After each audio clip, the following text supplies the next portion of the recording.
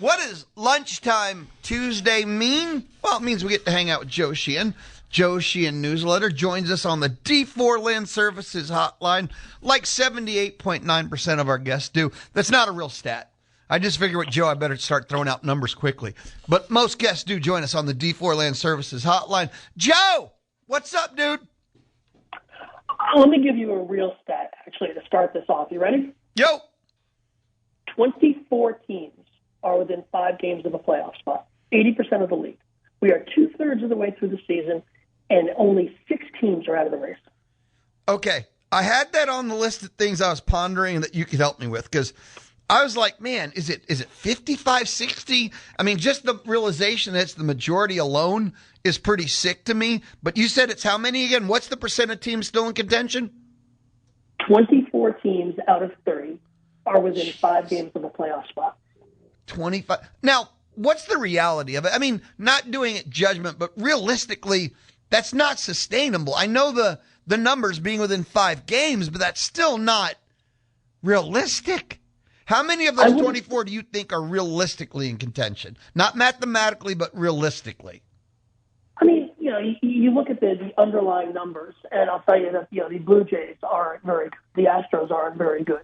Some of the stuff that we talk about, third order record, run differential and stuff like that, the Reds aren't very good. The Padres really aren't very good. But you get into a situation where what matters more, the underlying sabermetric statistics or the fact that you're a game out of a playoff spot? And I think in the last week of July, you're going to get trapped by the standings. So I think there are teams that it's really strange. We said back in May, we talked about how compressed the standings were and how, at one point the American League only had like 2 teams above 500.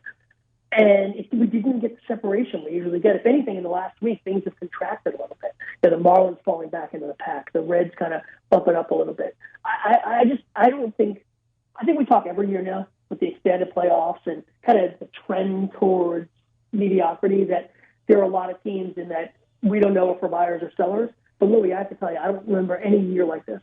No. Where literally 24 teams are within 5 games of a playoff spot and have to make this incredibly difficult decision. I guarantee you, if you could strap every GM to a polygraph or truth serum or whatever, I guarantee you there are GMs out there who would really rather see their teams lose 4 games this week just to make the decision easier. That way they could just quit pondering and wondering the truth. Well, no, clear direction. It's really just clear direction. Right. It's about, and honestly, a lot of these GMs do have a tendency towards selling. They don't want to make that big. That's why, when A.J. Preller trades a top 5 prospect for Mason Miller, it's such a big deal. We just don't get those kind of deals at the trade deadline anymore. Most GMs now really want to take the long view. And honestly, it makes sense. Look, the best players in baseball can only have so much impact, right? You can't give a guy 40 possessions in a baseball game. You can't have a quarterback touch the ball on every play. So even if you want to trade for Tarek Skubal, he's only going to help you so much over his last 9 starts and then making maybe 4 to 5 starts in a postseason series. So trading potentially, 2 good prospects who are going to give you 12 years of performance, and half of those are going to be basically for free, the math gets really hard. And that's why, last year there was an exception. You had the Miller trade, you had the Duran trade, where top highly rated prospects were traded. The year before, there were no top 100 prospects traded at the deadline. Augustine Ramirez, maybe, if you look at certain lists. And the year before that, there were almost none. The days of seeing top 25 prospects dealt at the deadline are just, I'm not saying they're dead, but they're pretty rare. Okay, how do you wade through this then? Because you need to trade. You can't, you need to trade. Everyone needs something. There's not enough out there. There's not enough, as you mentioned, that can actually really help you. Do you just keep going forward and do nothing? I think you almost got to, and this is where I say trapped by the stands, where if you're the Cardinals and you've missed the playoffs for 3 straight years, and you're just not really that good, you came into the season intending to start a rebuild, and here you are, a game and a half out of the playoffs. I don't know what the answer is. I think it's a really tough spot behind Bloom. And you look at, I mentioned Preller earlier. You look at Peter Bendix in Miami, who wasn't supposed to have a contender, and they lost 12 in a row, but they're still just 2 games out of the playoffs. You look at we talked about the Astros all year. I think it's easier if you're a team that was already intending to be good. If you're the Astros, if you're the Mariners, if you're team in the NL here, the Diamondbacks. Like, these are teams that expected to contend, so they're in the direction they were already going to go. But say you're the Blue Jays. You're 5 games out of a wild card spot. You're not that good, but you came off a World Series appearance. You were expected to be in the playoffs again this year. It's hard to pull the plug on that and tell your fans, we're 5 games out, but we're going to actually sell Kevin Gausman or whoever. And we're going to need some teams to do that, because right now there are 6 teams that are definitely sellers. The Giants, Mets, Rockies, Royals, Angels, and A's. But a bunch of those teams don't have anything. Like, the Rockies don't really have anything except some relievers. And relievers don't even count. The generic reliever for prospects you never heard of, we're going to get 60 of those trades next week. We know that, right? Yeah. The Mets have Freddie Peralta. Well, Freddie Peralta's not that good. That's one of the reasons the Mets aren't as bad as they are. Robbie Ray with the Giants, maybe throw him out there. It's just, unless we get some of these teams in the middle deciding to sell, there just is going to be such an imbalance of buyers and sellers that it's going to be very hard to make a market. So am I correct in thinking that if you decide to be a seller, you could score? You could get rich this trade deadline? It is going. I don't think there's any way it's not going to be a seller's market. Because even if some of the teams, you're still probably going to end up with only maybe 8 or 9 sellers, maybe 10. And like I say, some of those teams don't have anything to sell. So it's going to, I think that there's a first mover advantage.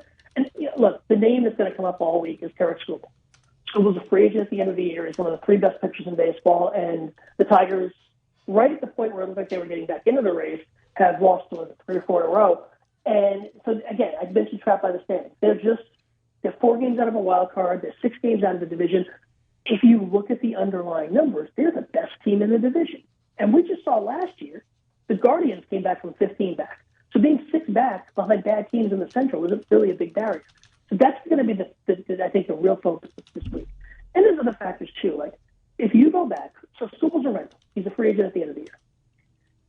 2016, and I know you remember 2016, the Yankees traded Aroldis Chapman to the Cubs for Gleyber Torres and another top 100 prospect. They traded Andrew Miller to the Guardians, to the then Indians, for Clint Frazier and Justice Sheffield, 2 top 100 prospects.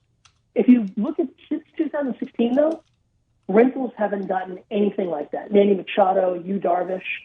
If you're a rental, you just don't bring back that much. So if you're Scott Harris, even though you have Tarik Skubal, the market is just not going to give you like a top 25 prospect for 10 starts with Tarik Skubal. Do you have any actual, you feel confident in that you can make a statement about Skubal? Because I know it changes every 4 days, what actually could happen. Can you tell me what the Tigers are going to do over the next 5 days? Exactly. Okay, see, the answer is still no. That's the truth of it. This is the crazy thing. We have played 2/3 of the season. And we're still sitting here going, well, if this team wins 3 in a row or if this team loses 3 in a row, that's going to change what they do with the deadline. I know it's crazy, but that when you look at the compression of the standings, it really does come down to that. None of these teams have put together the kind of 9-1 stretch that would help them define it. Just all limping along. 5-5 in their last 10, 4-6 in their last 10, 6-4. So I think that the Tigers shouldn't sell Skubal because of how bad the teams in front of them actually are. They've had bullpen issues, they've had injury issues, and again, if you continue to lose to the Orioles, which, by the way, affects the wild card standings and affects tiebreakers. Everybody's got to think about tiebreakers now, too. But I think the Tigers probably have to win these next 2 against the Orioles to go into the weekend thinking of themselves as a buyer or at least not a seller. If they split these next 2 games, I think it's going to be very hard for them to avoid trading Skubal. I keep thinking about the Astros and the haul they could bring in. They have so many parts that would be so overpaid for. I'm not even talking about their actual value, but a Pena, a Walker, a Paredes. They have so many arms that are flat value that people would overpay for. Not arms. I mean, unless they're going to put Hunter Brown. Even Hunter Brown hasn't been that great. But I just don't think Walker, Paredes, have really that much trade value. Pena and Alvarez have the most trade value, and everybody after that is kind of a second tier. Let me think about it. Paredes and Walker are hitting, well, Paredes is hitting third, I guess. But like Christian Walker's hitting seventh on a sub-500 team. How much are you really going to get for that guy? You know what? You would get something. And right now, for the Astros that are totally should be remodeling, rebuilding, they would get something. There'd be someone that would sit there and go, this guy can maybe hit me 7 bombs, batting 8 for me. When we had that long discussion about the Astros back in May, yeah, we both agreed that they should sell. But that was at a point, we even said at the time, even though they're really bad, they don't want to sell. Well, they're only 2 back in the West. Well, that's what I'm saying. They're not doing that now. There's just no way the standings are going to let them sell that. They were already not going to sell. If they'd been 10 back, yeah, we could have this. But this isn't a sell. The Astros are out there. I think what they would like to do is trade Walker or Paredes for pitching or an outfielder. Like, do a major leaguer for a major leaguer trade. Last year, the Rays and Twins got together on a deal. Griffin Jacks for Taj Bradley, reliever for a starter. Reliever at the time, Jacks starter now.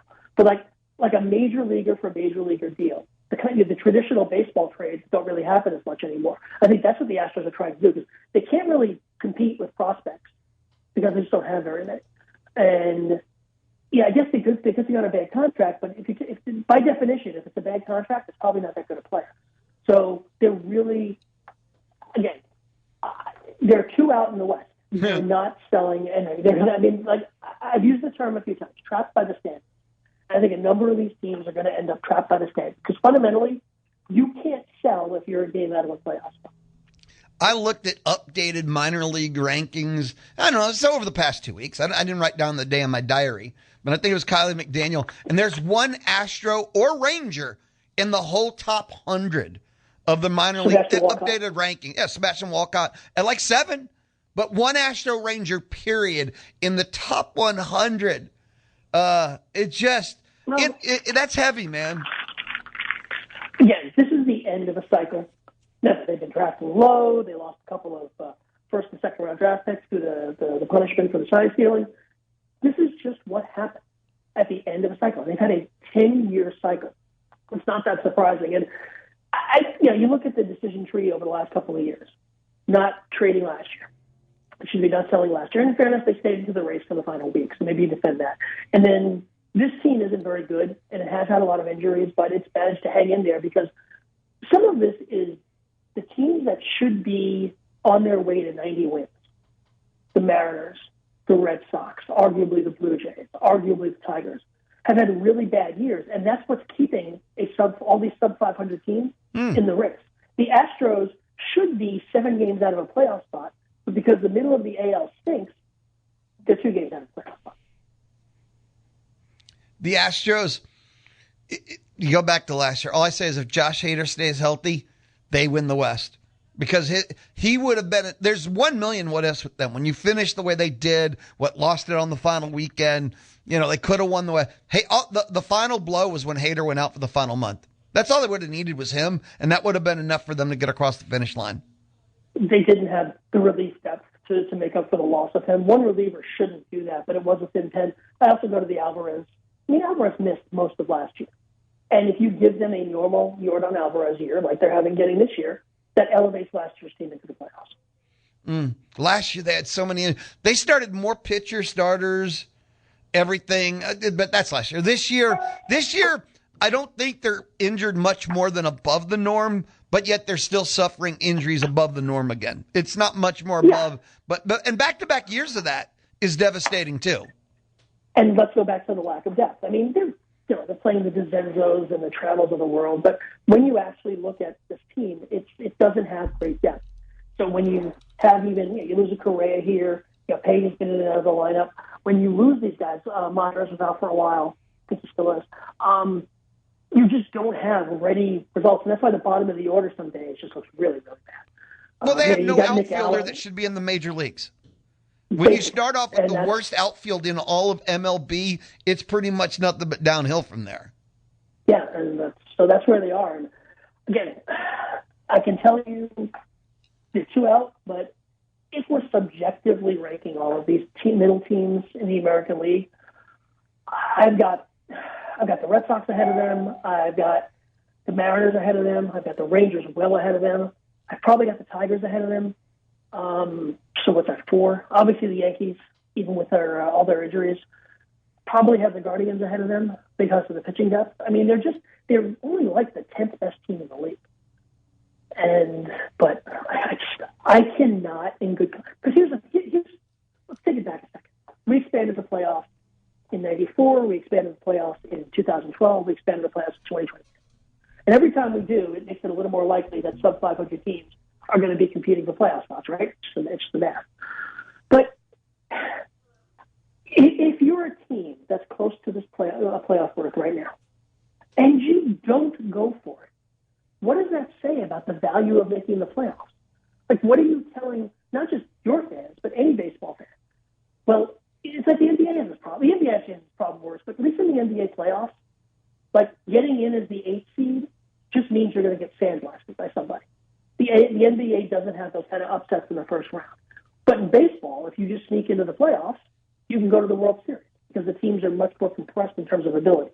So what I'm saying here is, if these teams that are 1, 2, 3 games out of a playoff spot on August 1st, August 2nd, and they don't go for it, aren't you just telling people the playoffs don't matter? Okay, don't you have to take somewhat of a reality element, though, when you say you're going for it, but there's nothing to go for because nobody's selling, and you have nothing to go for it with? Yes, I'm talking more in terms of not selling, I guess. Like if you're the Cardinals or you're the Astros. Oh, but sometimes that offer's too good. When you can join the seller brigade and then build a team for the next 3 years versus just struggling to be not so bad this year. Did we talk about this before, the white flag trades? Do you know what I'm talking about? The what trades? The white flag trade. No. This goes back, this is 1997. The Chicago White Sox were 3 games out of first at the time. Mm-hmm. And they traded Danny Darwin and I want to say maybe Alex Fernandez, 2 of their top starting pitchers. I think Fernandez went to the Marlins and Darwin to I don't remember where. And we still, it's almost 30 years later. And you remember, I heard you say, the white flag trade. And that was 30 years ago.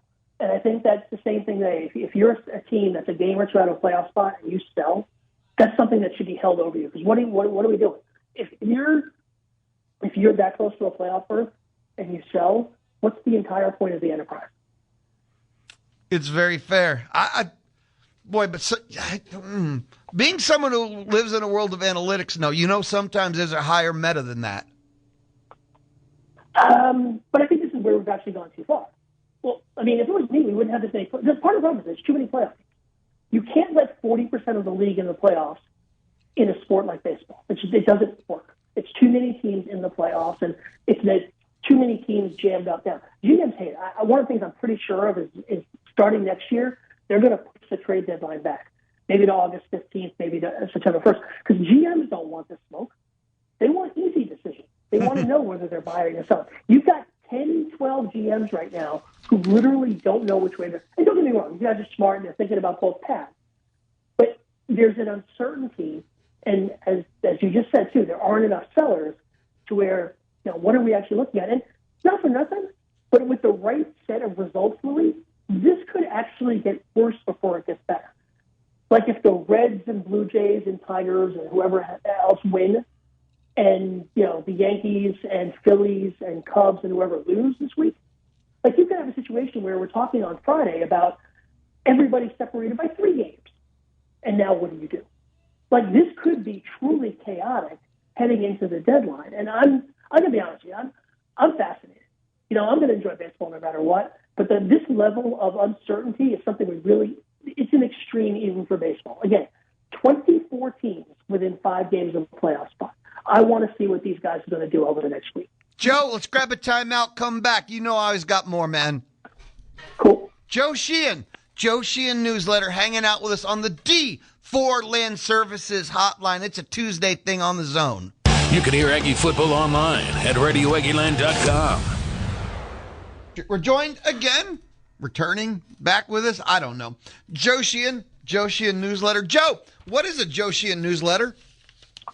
It's a place where there's going to be a lot of writing over the next 3 weeks. Because cover the trade deadline, which is always chaotic, and then coming out of that, what I do is the third previews. And the trade deadline's so late now, they're more like the fourth quarter previews. But basically, I look at every single team, everything they did deadline, and it's a way that I make sure that I catch every team because let's face it, we're not going to be writing a lot about the Royals and the Giants and the Mets over the last couple of months. So, and like I said, the next 3 weeks are a peak period for the newsletter. I'm excited for it every year. So if you're thinking about getting involved, it's a great time to do it. You're going to get a ton of content over the next 3 weeks. JoeSheehan.com. There's excerpts. There's an archive of like 20 pieces from 16 years of the newsletter. Subscription information there as well. So JoeSheehan.com. So I got only one more trade thing, and I want to move on. I want to ask you, but if there's one team you think that's guaranteed to make a move, who's it going to be? The Padres, just because AJ Preller is always a bet to do something. If they do decide to keep Miller, I think they'll go into the market and try to find a couple of bats. I mean, the offense has really let them down this year. They also could use, Walker Buehler, Herman Marquez, and Randy Vasquez are 3/5 of their rotation. So they could probably use a better starter too. They have a catcher in Ethan Salas, who's been a top prospect forever. He's really the last big guy in that farm system. And I wonder if they might have to cash him in to get what they need. One of the problems the Padres have is that the division's not in play. Last year when they traded for Miller, they were only like 3 games back of the Dodgers. All the Padres are playing for this year is one of those 2 wildcard spots, so it's going to be hard. So I wanted to ask you, I don't know if you've seen, I know you have, you've seen everything, but we've got a new 30 for 30 coming out. It's this, The Betrayal of Shohei Ohtani, 30 for 30 podcast, ESPN, investigative reporter Tisha Thompson, and it's a 6-episode series where they have an interview with his former translator, and we're supposed to get the true story of what happened. I don't know how you stretch the story out that far. Thank you. Don't get me Okay, wrong. good. I think Yeah. it's an interesting concept, but I was a little surprised when I saw it was going to be like 6 episodes. I'm like, okay, I don't think that needs to be, If Amy Zahara was born a poor child on the banks of, I don't think we're going to get to that level of detail, but I do think it does seem like they had a hell of a lot of access. I mean, they had tapes of it. And when I saw clips, they have tapes of him actually calling in bets or calling in some of his fraudulent withdrawals from Ohtani's account. I'm not a conspiracy theorist on this one. The FBI got involved. I believe that everything. I believe the facial story. I know a lot of people don't, but I really do believe that Ohtani was just a victim of a guy he really trusted. Okay, your first reaction was kind of mine. I'm like, it's not possible this is 6 episodes. And I'm a conspiracy theorist, so I'm like, that's how long it took for them to weave a story to make it believable that this was, not a cover-up. Like, they needed to work that hard to make it believable. Yeah, I think it's just, there's nobody stopping you from doing that. Think about like podcasts. When I was doing podcasts, the idea was to do like 30 to 45 minutes. Podcasts used to be the length of a commute, now they're the length of a flight.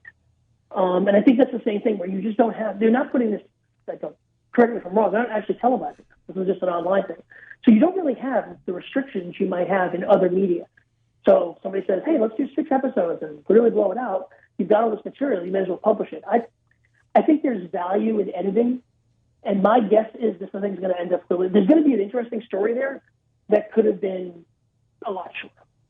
There's no doubt. 6 parts. Man, do you remember this is the 30 for the, you remember their 60 for 60s when they used to just do their, all the behind the scenes, like the U and the story of the goaltender. 30 for 30. 30 for 30. Do you remember the original 30 for 30s?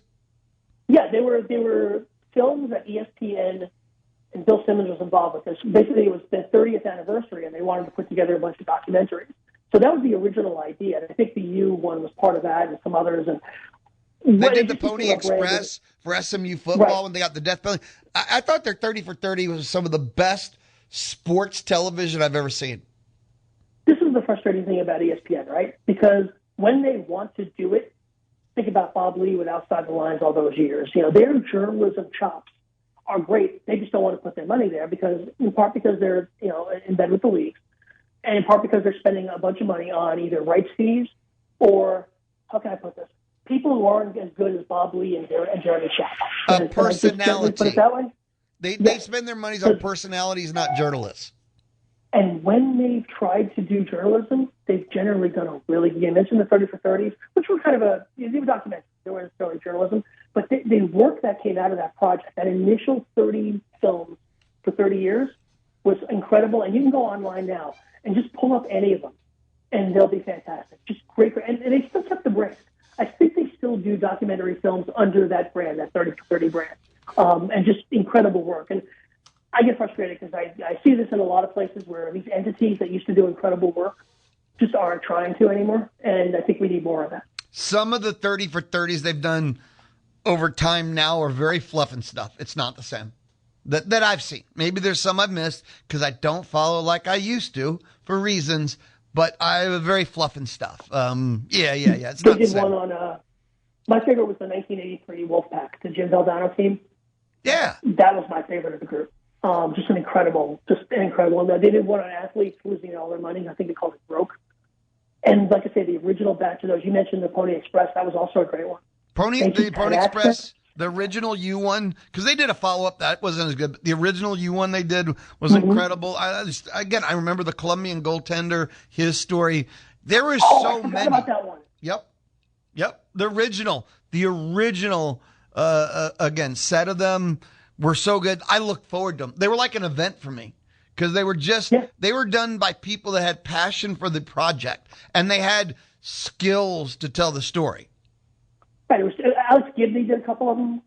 He's a famous documentarian, and they just had incredible talent working on them. Like I say, you can just, folks, seriously, if you listen to this, you don't know what we're talking about, just Google 30 for 30. ESPN has a bunch of them. I don't know if you have to be subscribed or not, but just literally just pick one at random. You're a baseball fan, pick a baseball one. A college football fan, pick the U is, I think for most people, the U is the best one they did. I personally like to say I'm biased towards that 83 Carolina one, but you really can't go wrong with that initial batch. And if you get nothing else out of today's conversation, please go online and dig up those 30 for 30. And here's the other thing. I'm pretty sure that they're all on the ESPN library. If you have any of the different tiers of ESPN now, you could find them there. So the original. And here's this is interesting. I decided to do Google, right? But it says the very first one, the first film was Peter Berg doing King Ransom, a chronicle of Wayne Gretzky's trade from Edmonton to the LA Kings.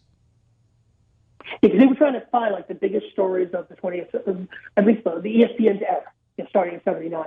And that was, I was in LA when I think it was my freshman year of college when he got traded. That was an enormous story, him coming to Los Angeles. The seventh episode was the U one. Sorry, I'm sorry. Yep. No, I was going to say, people don't remember, hockey doesn't quite have the same footprint that it did back then, but Gretzky was a star along the lines of LeBron today or Ohtani today. He was that guy. And a hockey trade actually had that kind of cultural impact. Okay, I can share this. So the very first one, again, was King Ransom, the Gretzky story. 2, The Band That Wouldn't Die by Barry Levinson, Baltimore's love affair with football and the Colts. Number 3, Small Potatoes, Who Killed the USFL, Mike Tolan. And until today, I am still probably the number 1 USFL junkie you'll ever meet. Number 4, Did you read the Perlman book? Oh, yeah. Oh, yeah. Look at number 4, Muhammad and Larry looks at the October 1980 Muhammad Ali-Larry Holmes fight. The 5th one, Without Bias, and it was the Len Bias story. Number 6, The Legend of Jimmy the Greek. Number 7 was the U. 8, Winning Time, Reggie Miller versus the Knicks. And 9 is The Guru of Go, and it was the Paul Westhead story of him at Loyola Marymount. And I'll stop here at number 10, No Crossover, The Trial of Allen Iverson. Don't get me started on those Loyola Marymount teams. Yep. Okay. Some of my favorite sports teams ever. And this was an event. As I remember it, and I could be wrong about this, it was an event leading up to each of those releases. It wasn't like they dumped them all online, like a Netflix show or something. It was like this week it would be this one, and then maybe 2 weeks it would be the next one. And of course it was ESPN, so they showed them all the time, so you could jump in and catch. But each of those was a very big deal when they were released. You mentioned the Holmes Ali one. I'd forgotten about that entirely. And I think I actually watched that when it first came on. And you mentioned Levinson, Gibney. You mentioned Levinson and Berg. I mentioned Gibney earlier. Did a couple of these. The level of talent involved in these is just absolutely outstanding. The 30th one was Pony Excess. That was the final 30 for 30. Now, they've done more since, but the 30th one was Pony XS. I didn't realize it took that long. I felt like that was an earlier one. Yeah, no, this is well, to me, fascinating stuff. And they picked it up from there. They did, ESPN Film Presents, and there's 31, 32, right. But the 30th for the original 30 was Pony XS. Joe, I'll let you go. Thanks for the knowledge. Thanks for hanging out a little bit with me on Memory Lane, man. I always enjoy it. Hey, man, I'm excited for next week. The trade deadline's Monday. I do all my radio on Tuesday, so we're going to have plenty to talk about. You're not going to sleep. You're going to have so much fun playing with it and then talking about it. Thank you, brother. Be awesome. Take care. Later. Joe Sheehan Newsletter, hanging out with us on the D4 Land Services Hotline. Hey, coming up at 1, Olin Buchanan inside the Charles Schwab studio. Coming up at 1:50, Community Spotlight, Brazos Valley Food Bank. But coming up next, SEC Media Days roll in. I got to listening with John Mateer, the OU quarterback. This is the Louie Bellina Show on the Zone. Be in the know about the Louie Bellina Show. In the morning you are awakened by the twitter of a little bird. Follow at LouieB1150. That's at LouieB1150. Follow us on Twitter. It is Tuesday, halftime. Again, I mentioned up now, here on the Louie Bellina Show, presented by CC Electric.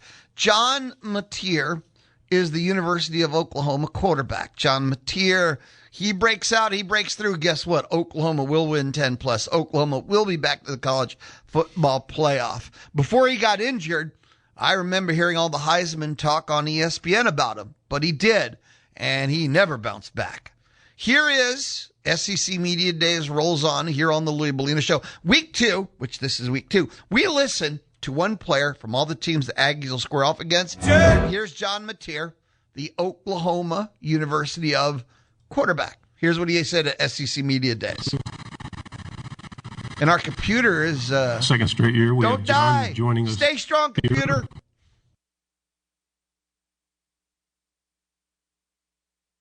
One of the best talkers we had last year, so we'll go ahead and get going. Where can we start with John? Second row over here on the left. Team goals are obvious. What are your individual goals for this year? Yeah, I think, you can think about those, but they don't really matter. Me and the team definitely comes first, and what these guys around me, what they want matters more. And I'm going to give you that answer, because that's what means most. We'll go on the right side here, second row. Hey, John. AP Stedham, AP SOC. John, what's an individual number that will help you contribute to your team that you want to improve? The biggest one has been the completion percentage. Moving the ball forward, staying ahead of the chains. That's one of them. It's the accuracy, the timing, decision making. That's how that happens. Fifth row in the aisle. Yeah, hey, John, Evan Camico, News 9 Oklahoma City. A lot of new faces in the tight end room. Just how has it been building chemistry with some of those guys in the room? It's been great. Guys come in and you don't really, you don't know them at first, but they're all super willing to learn and they love each other and they hang out all the time. You go hang out in that tight end room, it's a good time. They get their work done. I'll say that, but they love each other and I love being around them. Left side in the aisle, third row. John, Tyler Shaw with KBTX and Bryan College Station. I want to ask about the Manning Passing Academy and just the chance to see a lot of your peers around the league, and specifically kind of what you saw from Marcel Reed that week at the academy. I love the Manning Passing Academy. Like, truly, any quarterback that gets to go or gets invited should go. That's my opinion. You get to work with the kids, which, gets a little long, but then you build relationships with the kids, and it's great. And then being around all the guys, I don't get that opportunity. Marcel Reed, he actually took me to Chick-fil-A, it was a good time. He's great to be around. He's good. He looks good. He looks a year better. Mature guy, fun to be around, and yeah, he's great. Second row. You're standing in the tunnel waiting to follow Boomer Sooner onto the field. What's the one thing that's giving you goosebumps right then?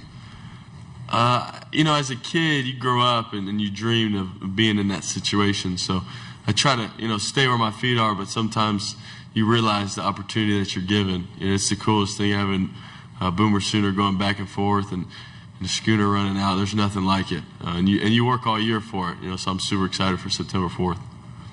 Right side, fourth row.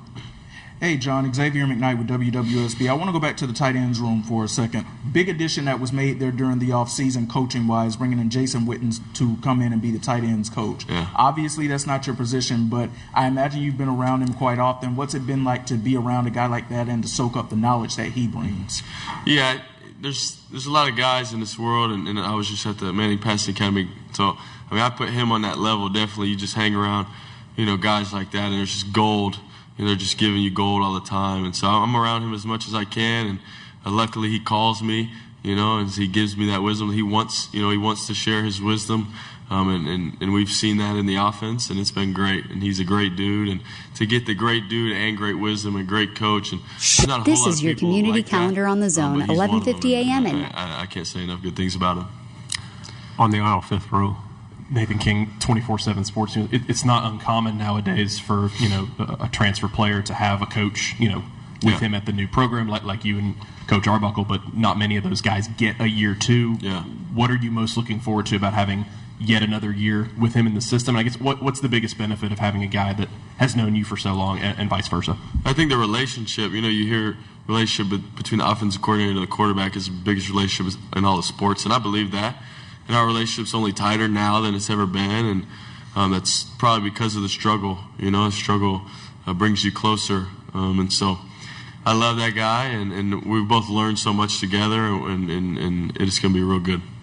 Left side, fifth row. Tom Green, 24/7 Sports. Brent was just telling us that Trell Harris is finally running routes full speed. Just what's it been like to kind of get on the same page with him this offseason, and what has been that process for a guy who missed spring? Mm-hmm. Yeah, it's been a lot of, I don't want to say hanging out, but just being around each other. Like, he would come over, he'd eat a meal together. We watched his film last year together, what he's thinking, so I could see how he moves, and but it's been great. Like, I have no doubt in Trell Harris. I believe in him, and he's a great friend to me. It's going to be a lot of fun. Right side, third row. Good morning. Erin Kirby, SEC. Taylor Wine just mentioned a lot of self-belief in a lot of players on the team. As a leader, how do you kind of share that belief in other players as well and inspire them to be confident? Yeah, I think a good leader, makes them believe in you, but a great leader makes people believe in themselves. And I think that's something that we're shared, that's told to us and to challenge us to do. And I think there's a lot of good leaders that have done that. I think a guy in our position, there's a lot of us, a lot of senior, older guys. You can either lift the young guy up or put him down to make yourself feel better. But we don't have a lot of immature leaders. We got a lot of good guys that want to help and want to see other people succeed, because we know that depth is so important in this league. So it's been real good.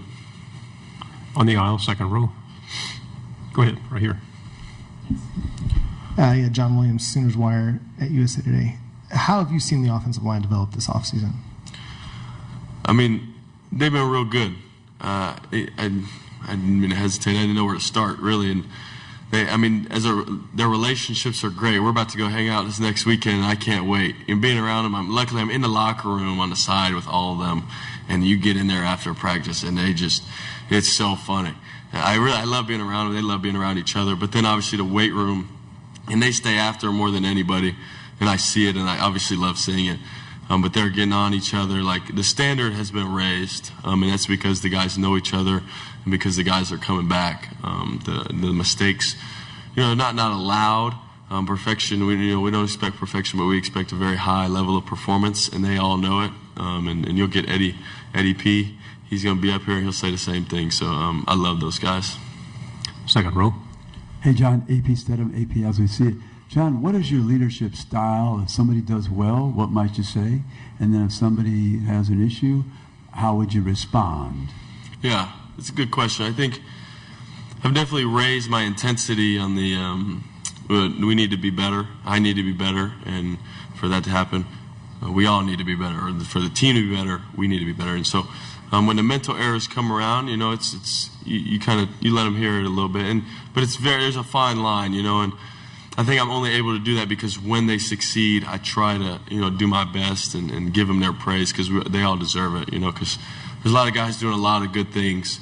And then I hate to, you can't get onto somebody if you don't have a relationship with them. So you have to establish that first. So the whole winter, the whole spring, you're not just snapping on people, because then they won't respect you. So you need the respect, and then you can go back and forth, and you got you talk to them. And I never want to just get on somebody to get on them, because some people do it. It's like it's a reflection of themselves, and that's never the goal. It's always about the team, and we need to be better. And so that's what I try to do. Left side, fifth row. Yeah, John, there's been a lot of great moments in Oklahoma sports over the last 2 months that you've been at. Baseball winning the national championship. You were just at UFC this weekend. Just what does it mean to see the state come together for these great moments and hoping to carry that over to football season? Yeah, it's awesome. Seeing at the UFC fight, I'll start with that. It was awesome. I've never been, and that was the first time. But the crowd, it's the energy. We don't always get it's not a huge state, huge city, not like LA or anything like that. So the moments are. It matters so much. And going to Omaha was so sick. Being a kid, I grew up playing baseball, so, I had that dream, and obviously it didn't happen, but I got to go and, watch. So that was super cool. I'm super proud of them that, who would have thought, but they did, so that's all that matters. Final question, fifth row on the left. Colt Sully, the Oklahoman. Yeah, John, you mentioned Eddie. I think a lot of people were a little bit surprised that he got the invite, but what does it say about his maturation over the past year that he's here with you guys? Yeah, I think when you look at Eddie, you see his investment of the team and his improvement year to year. He really sets the tone every day. He's going to go hit somebody, and you need that on the O-line. You need somebody that, if he's going to hit somebody, then you should too. And I love him. Obviously, he's a great dude, and I could hang around Eddie all day. I see his truck. It's a pretty unique truck, but it's always at the facility. It's always there, and it kind of bothers me that he's there and I'm leaving, And not to say I'm not in there often, but he's in there even more, and it obviously makes me feel good, but bothers me too, But he's great, and I'm not surprised he's here at all. That was John Mateer, University of Oklahoma quarterback, and 98% of it was pretty awesome. Didn't he strike you as pretty down into earth, pretty real? I hate his truck, but I love it, things like that. Except, I said 98%, maybe it was 99. Two text messages, JT5150 and Chris in Somerville, both heard it too. Who the hell is the guy who keeps asking the Goosebumps question? He should retire. Chris in Somerville, the same reporter asked the same dumb question about running out the tunnel for game day. Yeah.